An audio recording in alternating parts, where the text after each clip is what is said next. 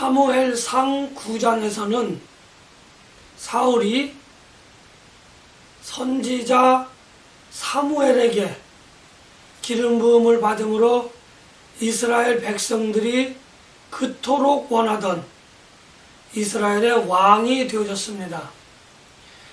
왕이 되어진 사울은 전권을 행사할 수 있음에도, 왕으로서의 모든 권한을 행사할 수 있음에도 출신 성분으로 말미암아 정상적인 그리고 일반적인 왕의 통치권을 행사할 수 없었습니다. 그 이유는 사울이 출신 성분이 그렇게 흔히 말하는 명문대가 출신이 아니었기 때문에 사울은 그 통치권을 행사함에 있어서 많은 제약을 받게 되어졌던 겁니다. 그러던 가운데에 에덴 동편에 살던 암몬 족속이 이스라엘 백성들이 살고 있는 땅을 침범하게 되었습니다. 길르앗 야베스라고 하는 곳에 침범하게 되어졌는데, 이스라엘 백성들 가운데에 9지파 반은 에덴의 서쪽에 살았지만 2지파 반은 에덴의 동쪽에 살고 있었습니다.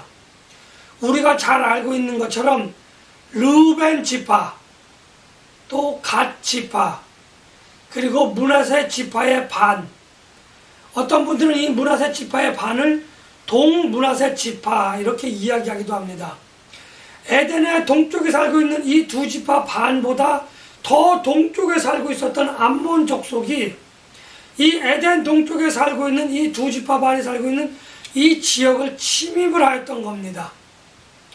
이들이 이렇게 침입한 이유는 암몬 족속이 이스라엘 백성들이 살고 있는 이 지역을 침범한 이유는 여러 가지 이유가 있을 수 있겠지만, 사사시대의 그 원인을 가만히 살펴보면 곡식물을 약탈하고 또 사람들을 잡아가서 자기들의 노예로 부림으로 인해서 자기들이 일을 하지도 않고 경제적인 이득, 다시 말하면 농작물을 취하여서 편안히 먹고 마시는 일, 그리고 자기들이 직접 일을 하지 않고 종으로, 노예로 부림으로 인해서 자기들이 좀 더 편안하게 살고자 자주 수시로 그렇게 침략하여 수탈하거나 약탈하는 그러한 전쟁을 오늘 벌였다고 하는 겁니다.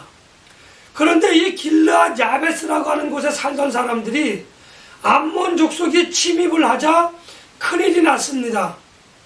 왜냐하면 이 길르앗 야베스라고 하는 것은 우리가 사사기서 21장을 가만히 읽어보면 이스라엘 백성들 가운데에 하나님 앞에 범죄한 지파를 또는 한 그 부족을 섬멸하기 위해서 다 같이 일어나서 전쟁을 하고 있었는, 그 지파를 멸하기 위하여 전쟁을 하고 있었는데, 이 길르앗 야베스 지역에 사는 사람들은 그 전쟁에, 다시 말하면 하나님의 심판 전쟁에 참여하지 않아서 다른 지파 사람들로부터 전쟁이 끝난 이후에 공격을 받아서 멸망하였다,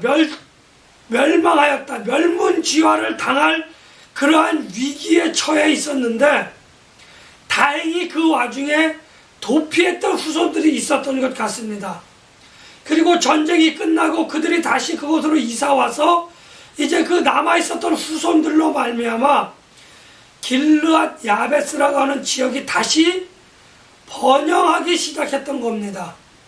그러한 가운데에 암몬 족속이 침입을 해서 또다시 수탈당하고 그 족속이 멸망하게 되어지자, 이 길르앗 야베스 족속은, 이 족속은 이제 이스라엘 다른 12지파에 사신을 보냅니다. 각자 사람들을 보내서 우리가 지금 이 위기에 처해 있으니 우리를 구원해 주소서라고 하는 메시지를 가지고 많은 사람들이 각 지파 가운데에 이렇게 퍼져나가게 되어집니다.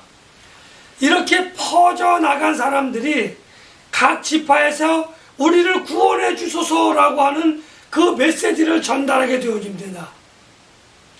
그런데 사울이 왕궁에서 그 소식을 듣는 것이 아니라 농사를 짓다가 어느 누군가, 예를 들어 장로겠죠. 그 당시 기준으로 이야기하면 장로에게서 들려온 소식을 사울이 듣게 되어집니다. 사울은 이때 화가 나는데 화가 나면서 하나님의 신이 사울에게 임하여 사울은 즉각적으로 왕으로서의 권한을 발동을 하게 되어집니다. 그래서 각 지파에게 사울은 왕으로서 군사들을 모으게 되어집니다. 군사들을 모아서 이제 길르앗 야베스 지역으로 전쟁을 하러 가게 되어집니다. 그리고 전쟁을 하면서 이스라엘 군이 암몬 족속을 물리치고 승리를 하게 되어집니다. 승리를 하게 되어지는데 여기서 또 사사기 21장에서 벌어졌던 일과 같이 일부 사울이 왕이 되었다고 하는 것을, 왕이라고 하는 것에 동조하지 못하고 찬성하지 못한 족속들이 있었던 것 같습니다. 그래서 이 전쟁에 참여하지 않은, 또 참여하는 것을 반대한 사람들을 다른 사람들이 멸하려고 할 때에 사울은 오늘은 우리가 전쟁에서 승리한 기쁜 날이니 저 사람들을 죽이지 말고 살려라, 저들에게 어떠한 보복도 하지 말라라고 하는 넓은 아량을 베풀면서 사무엘상 11장이 끝나게 되어집니다. 저는 이 전쟁, 다시 말하면 암몬 족속이 이스라엘 백성들이 살고 있는 길르앗 야베스라고 하는 그 지역에 침범하여 일으킨 전쟁을 통하여 하나님이 무엇을 우리에게 말씀해 주시고자 하는지, 또 사울이 어떠한 행위를 보임으로 인하여 작은 지역에서, 좁은 지역에서 왕으로 인정받던, 거꾸로 이야기하면 이스라엘 전체 지파에게 왕으로 인정받지 못하고 있던 사울이 왕으로 인정을 받게 되어지는 그러한 이 전쟁을 통하여 하나님이 저에게, 하나님이 우리 성도님들에게 무엇을 말하고자 하시는지 저는 한번 살펴보고자 하는 겁니다. 사울의 전체적인 행실, 전체적인 그러한 왕으로서의 첫 번째 그 통치 권한을 행사하는 부분에 있어서 가장 중요한 행사는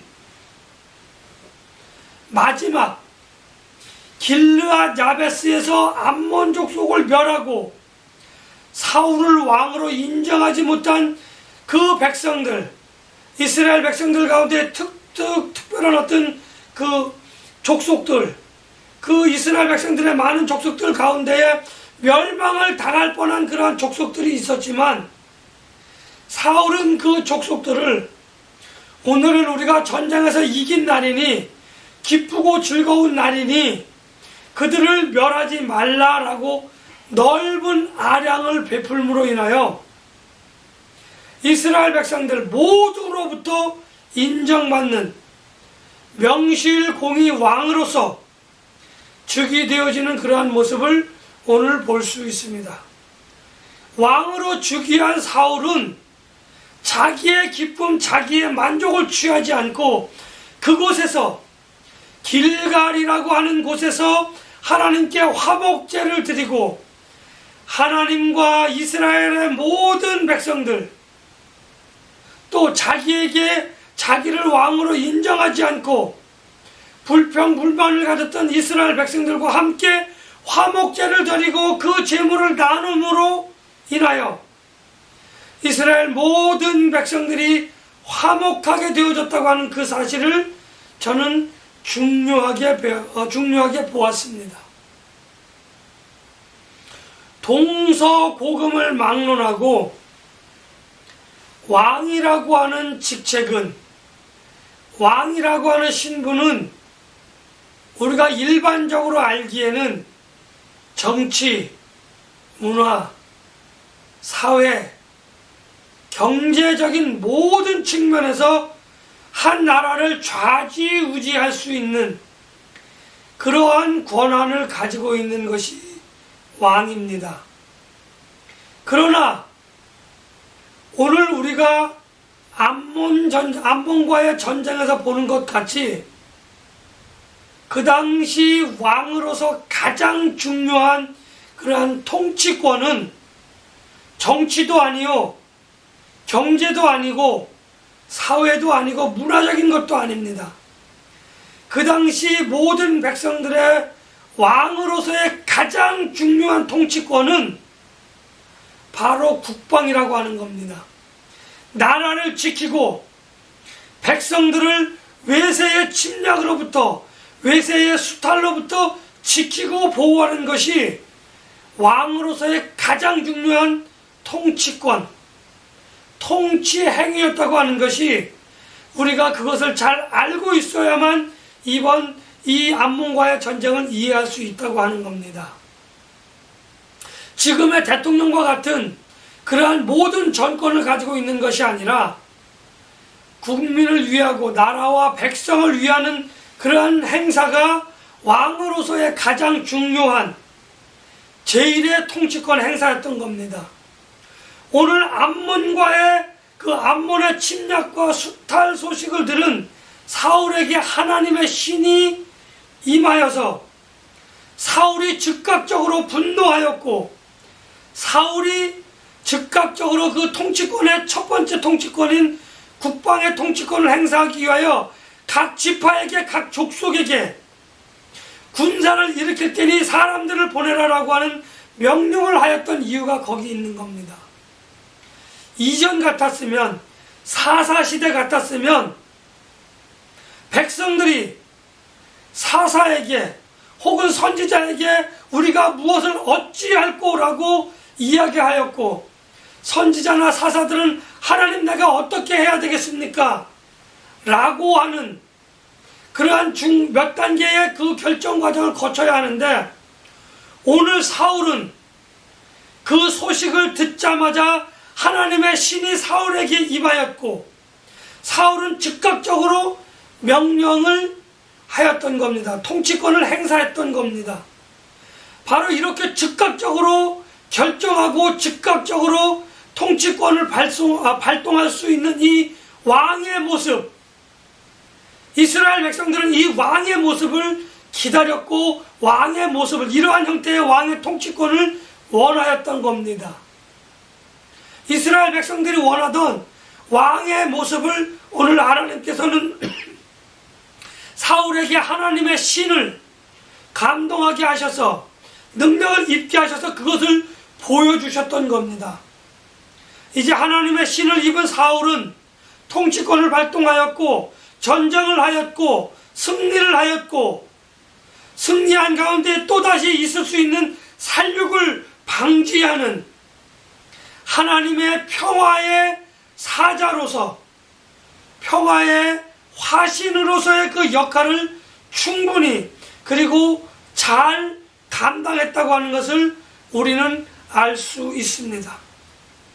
하나님의 신으로 충만한 사울은 하나님의 신으로 말미암아 그 통치권을 발동함에 있어서 하나님의 위엄, 하나님의 권위를 가진 통치권을 발동을 하였다고 하는 것은, 사울이 하나님으로부터 부르심을 입은 왕이니 이스라엘 모든 지파는 사울에게 순종하라라고 하는 하나님의 권위가 부여된 그러한 통치권의 발동이었다고 하는 겁니다.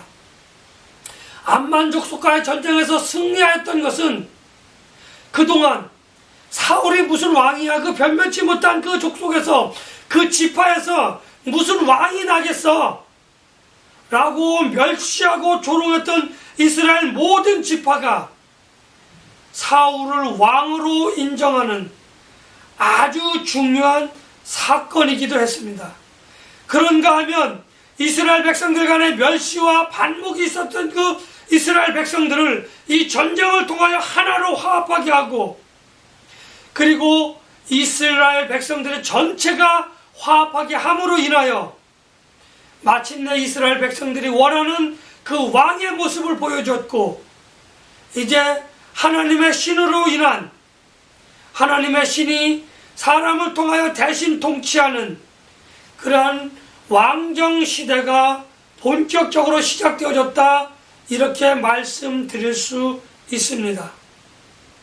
그렇습니다. 오늘 사무엘상 11장에 기록된 암몬과의 전쟁은, 사울은 하나님께서 세우신 왕이다라고 하는 사실을 더욱 공고히 하고, 또 사울의 그 행실, 모든 이스라엘 지파들, 모든 백성들을 화목하게 하는 그 행실을 가만히 들여다보면서 하나님의 섭리가 무엇이었는지, 사울을 왕으로 세운 그 하나님의 섭리가 무엇이었는지를 분명하게 알게 되어졌다고 하는 겁니다.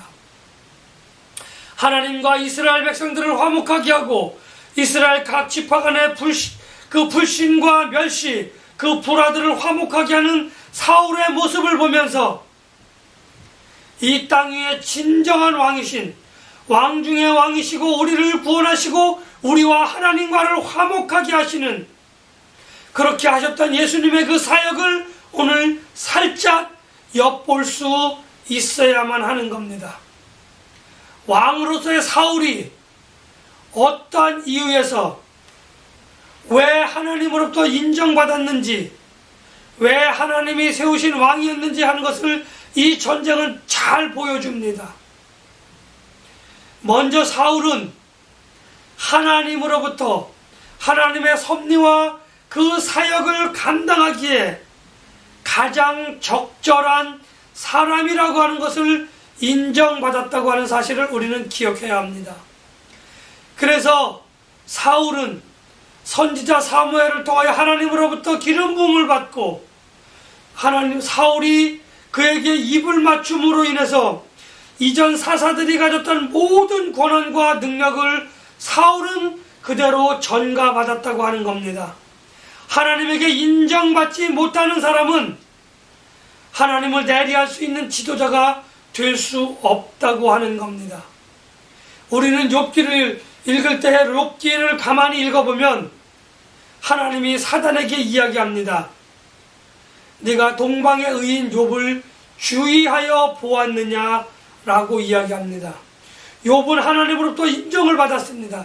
그는 숱한 시련 속에서, 숱한 고난 속에서도 하나님을 인정하지 않으면 모든 것이 다 회복될 수 있는 그러한 사단의 시련 속에서도 끝끝내 하나님을 믿음으로 고백하는, 하나님의 인정을 받아 이전보다도 더 많은 물질과 그 모든 것을 회복하였다고 하는 사실을 우리는 욥기를 통하여 잘 알 수 있습니다.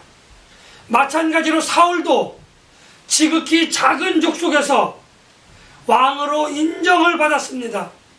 그럼에도 불구하고 그는 내가 왕이니까 나를 따르라라고 사람들에게 인정을 강요하기보다는 하나님으로부터 인정받았다고 하는 사실을 가만히 인정하고 받아들여 왕으로서의 기름 부음을 받고 있었다고 하는 겁니다.